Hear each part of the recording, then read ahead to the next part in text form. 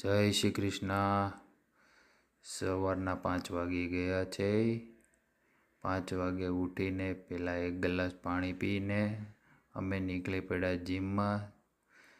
ધીરે ધીરે સૂરજ ઉગી રહ્યો છે, સવાર પડી રહ્યું છે।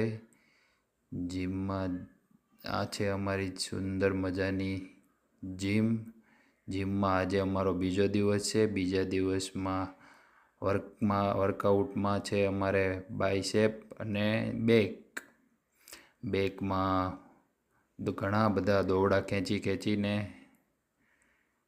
ડમ્બેલ્સ ઉઠાવીને પછી માર્યા બાયસેપમાં ઘણી એટલી બધી કસરત કરીને છેલ્લે ફોરઆર્મ્સ